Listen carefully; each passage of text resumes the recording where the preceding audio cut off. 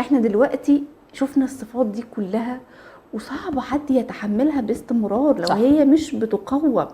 انا كعريس دلوقتي بسرعة اكتشف الموضوع ده ازاي من البداية، علشان انا مش هقدر استمر مع حد بالصفة دي. ده مهم جدا. لو الصفه دي موجوده في شريكه حياه لسه احنا في مقتبل العمر، بيبان من الطلبات الماديه، بيبان من اسلوب التهميش من اي حاجه انا بعملها، بيبان من نظرتها للاخرين. فلو الثلاثه دول اتجمعوا عند حضرتك كده وانت مع بنوته، اول حاجه مش هقولك سيبها على طول، ولكن اتناقش معاها. المناقشه والحوار لاي مشكله في الدنيا هي بتبين اللي قدامك بيفكر ازاي وطريقه تصرفه وطريقه تفكيره. فانت والله يعني احنا الحمد لله انا راضي ماشي، بس انت يعني اشمعنى اخواتك كلهم عندهم كذا وانت ما عندكش؟ ماشي، هي بسط في او بعض انا عايزه جهازي زي جهاز فلانه صاحبتي، او هي بص خلي كده على بالك بنت خالتي تعالى ما اوريك شقتها، عايزين نعمل حاجه كده. في امور هنا ده مجتمعيه وعادات وتقاليد للاسف هي مفروضه على الناس وهم خانقين نفسهم بيها ومش راضيين يطلعوا منها.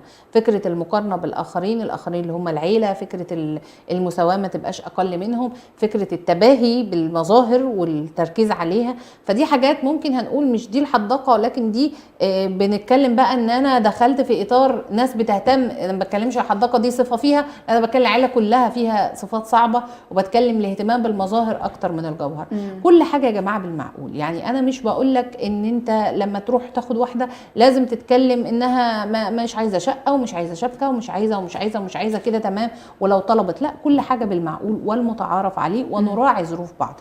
انا كبنت بقى انا شاب والبنت اللي قدامي انا اشوف طريقه تفكيرها، ولا يحكم بموقف واحد ولا يحكم بتعليق واحد، لان اللي بتبقى فيها صفه الحداقه دي هي شامله حاجات كتير جدا. هي على نفسها وعلى اهل بيتها وعليه هو شخصيا وعلى اهله وعلى المجتمع وحتى على المشاهير، وفي استمراريه. فبالتالي هو مش ملاحق. يعني في زوج عند زوجته الصفه الرهيبه دي، هو بيقول لي انا ما فيش موضوع بنفتحه، سياسه، كوره، بيت، اهل، اولاد، الا ما ينقلب الامر ان شفت عندهم كذا واحنا لا، شفت بيعملوا كذا، فهي دي الصفه. تعرف تجيبها بطريقه فهو رهيبة. ده اللي احنا بنقول عليها اللي عندها الصفه دي، النساء اللي عندها الصفه دي. والازمه ان انت تكوني اي واحده بتسمعنا وهي عندها الصفه دي وهي مش حاسه بيها.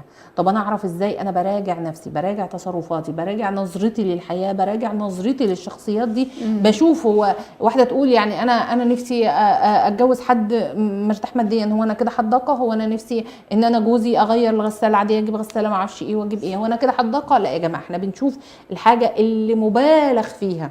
زي ما بنقول حتى بعض الصفات الاخرى اللي سيدنا عمر قال فيها الزنانه مش اللي بتيجي تقول انا عايزه محتاجه كذا فدي معناها كده انا مطلوب من جوزي طلبات البيت يبقى بزن. التكرار وفي كافه الامور. انا بقول لكم دي واحده بيقول كل مواضيع البيت او الحياه حتى السياسه مباشرة بتتقلب لانواع تقصير مني ونظره الاخرين وزوال نعم عند الاخرين. اشمعنى هم عندهم